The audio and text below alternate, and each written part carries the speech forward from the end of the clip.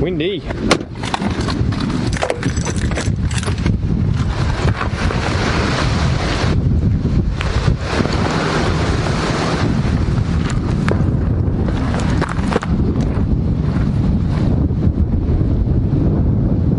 Whew.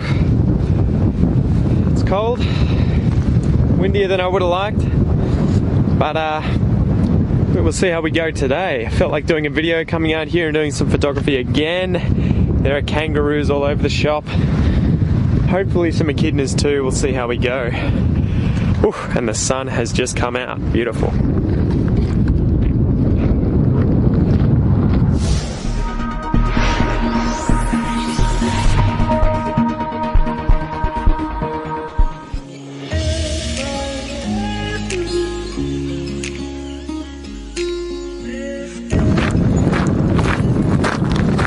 Pretty funny. There's some offensively red plant protective covers, I don't even know the name for them, hanging out here, and they stand out like a sore thumb. I'll have to show you guys. Maybe they're that colour to keep the kangaroos from running into them. Probably those birds in the background, those are noisy miners, and they are not happy that I'm here. So I assume they're nesting at the moment. But check these things out, guys. They're incredibly obvious, incredibly conspicuous.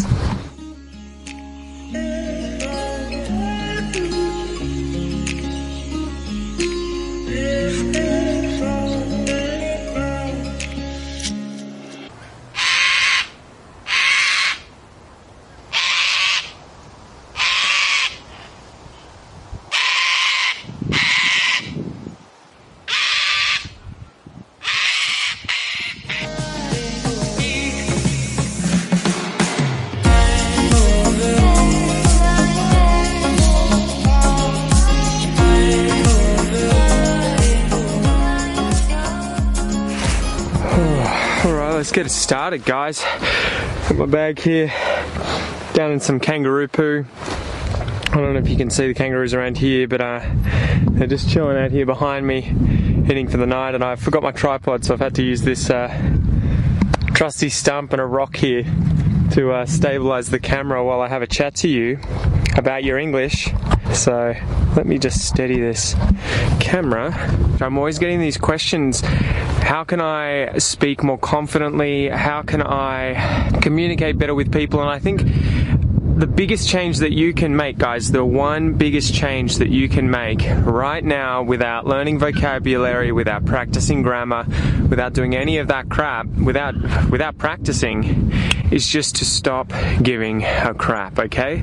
Stop worrying about what people think about your English and just start using it, start communicating. And I've noticed this recently that my Portuguese has increased leaps and bounds ahead of where it was when I stopped caring, when I stopped keeping track of mistakes, and when I almost see these mistakes as a badge of honor. Every time I make one, it's like another scar. If you've seen that movie recently, Black Panther, where the evil guy has just got scars all over his body, and he's racked these up. He's gotten a load of these because he's killed people. So for every person he's killed in his training, he's given himself a scar. And I feel like people need to change their mentality with regards to making mistakes and see it more in a positive light. The more mistakes you make, the more you're using your language, and the more you're able to see where you've made errors and what you need to fix. It's kind of like you make your English nude. You make it naked when it's out there for everyone to see, warts and all. And the biggest thing is too that you just have to keep trying to be understood.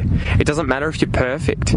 You're not learning English to be perfect at English. You're learning English to hopefully use it and communicate with people, have genuine conversations with people, work. But I think mostly it's just to share knowledge, to share communication, to make friendships, to fall in love love to bond with people, to share experiences, to connect. That's what it's all about, and you don't need to be perfect for that to happen. So yeah, I just wanted to have a little quick rant, get this video together and talk about how, at least personally, I noticed that I improved dramatically after I stopped keeping track of what I couldn't do, what I was bad at, and instead shifted the emphasis onto what I could do and what I was good at. And all of a sudden I noticed that I was having longer conversations. I was having more in-depth conversations. I would come up against things I wouldn't be able to say. I wouldn't know the word for that. But you know what? I would just pull my phone up. I would look for it, I would translate it, and then I would say it. Or I would make up a word that I thought, oh, this is probably it in Portuguese. And it wouldn't be, but they would understand me, right? And I think that's just the biggest thing. You just need to put yourself out there, guys. And it's something that you have to practice. You have to keep trying. You have to keep putting yourself out there into awkward positions, into awkward situations where you're not prepared, where you don't know what you're going to say, where you don't know what they're going to say. And you just have to keep doing it. And the good thing is, though, it gets easier and easier and easier the more you do that. And I guess a funny story for you guys recently. So you may or may not know, I had to move house recently with my fiance, who's Portuguese. Well, she's Brazilian. She speaks Portuguese. And I said to her earlier this year, I said, I just want to speak with you as often as possible, only in Portuguese, okay? I want to get my Portuguese to a level for when we have children in the future, when I meet your family, I can communicate with them. I don't want to be perfect. I don't mind making mistakes, but I want to improve. So that was the first thing, just saying, look, all in, okay? I don't care if it's going to be painful to begin with. I don't care if I won't be able to have sophisticated conversations effortlessly like I can in English currently with my English-speaking friends. But I know the harder I dig, the harder I work right now, the easier it's going to be later on. And anyway, so I said to her, we had to move. And I said to her, let's try and find somewhere with just Brazilians, or at least one other Brazilian. I want to get exposure to other accents. I want to practice speaking with other people. I want to get to know other Brazilians. And so I made a real effort, or at least she made the effort. She was the one searching for places. She made a real effort to find a house that had 4 other Brazilians in it, and we moved into there. And since moving in, I also said, I just want to try and speak Portuguese with you guys. If you have English questions, if you've got problems that you want to work on, I can, try and help you, but I would rather speak in Portuguese because you guys have been here for years and speak English, okay? So that was one of the things that happened. And then also, I'm at home all the time working, right? Obviously, I have a YouTube channel, I have a podcast. Make sure you check it out, the AussieEnglishPodcast.com. But I'm always at home. And guess what? There are other people at home quite often. And so I had to keep putting myself in positions where I was going to have to speak with them. So I would wake up in the morning and I would situate myself downstairs, ready to have breakfast, have my coffee, work on a little Aussie English on the computer. But anytime someone would come downstairs, bam, I get to practice my Portuguese. So again, I'm shifting out of the comfort zone and I'm trying to force myself to keep doing this, to keep practicing. And I think you guys need to apply this in English. As much technology as there is today, and as many different ways that we have in which we can learn a language, whether it's Portuguese or English, there are also so many other ways that you guys can get around having to use your English or having to use whatever language it is that you're trying to practice. And that's the thing you need to stop yourself from doing. You need to go and buy a ticket for the bus. Don't buy it online. Don't buy it at the machine. Speak to someone. Have that one-to-one interaction. I know that in Melbourne, if you go to the station, quite often you can buy your ticket from a person, or you can buy it from a machine. So, almost lost it, bit of wind. So don't avoid those situations. Look at them as you're gaining experience points, right? You're playing a game, tick, tick, tick, tick, tick, and you're trying to gain as many points as you can. Every single time you struggle, you're gaining points, you're gaining experience. And it's like going to the gym for me. This is another tangent. When I first started going to the gym, I hated it. I hated working out. I hated the feeling. I hated feeling uncomfortable. But pretty quickly, I started to enjoy it because I saw the struggle as a way of evolving, as a way of improving, as a way of growing. And so really quickly, my mind actually changed and I would be looking forward to going to the gym and lifting weights because I knew every single uncomfortable moment, every ounce, every moment of pain was a step closer to being fitter, to being stronger, to being healthier. And it's the same thing with your English.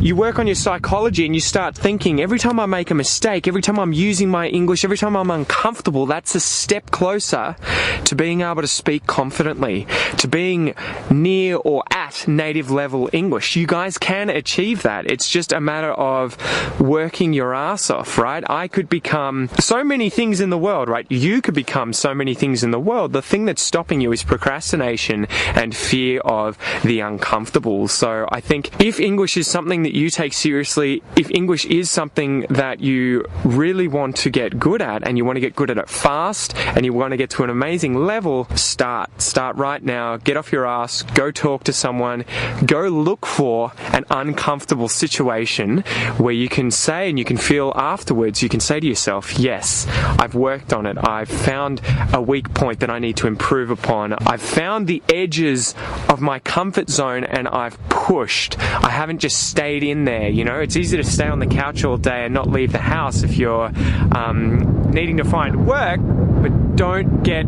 comfortable. That couch gets incredibly comfortable, guys. Avoid it at all costs. Get out there, go for a run, grab your camera, take some photos of some kangaroos, talk to yourself, you know, while you're out walking, practicing.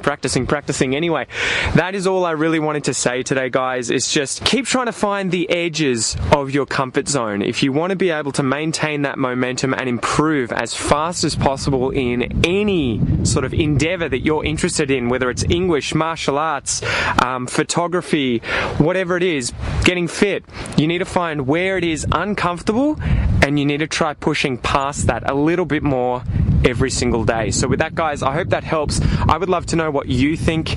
Put a comment below and let me know, when was the last time you felt uncomfortable in your English, but then afterwards felt that feeling of, I earned that. I worked really hard. I wasn't perfect, but now I'm a little bit better. Okay? So with that, guys, I hope you have a good one and I'll chat to you soon. Peace!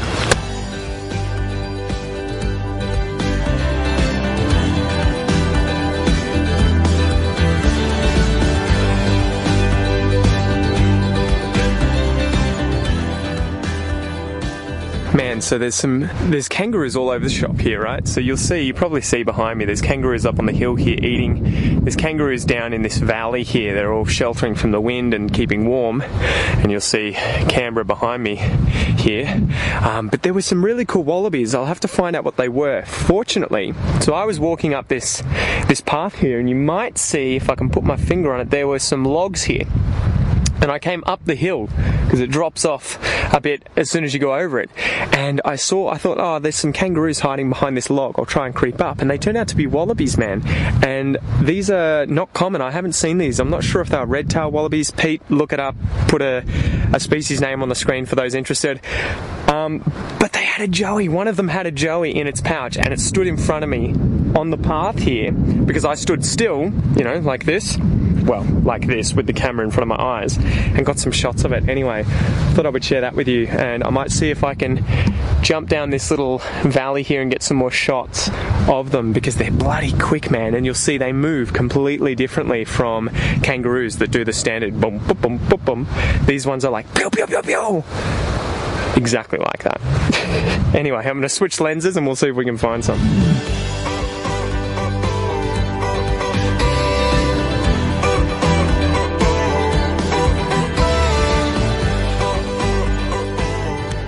So here are the wallabies, guys. See, there's a mob of them here. Look at them go.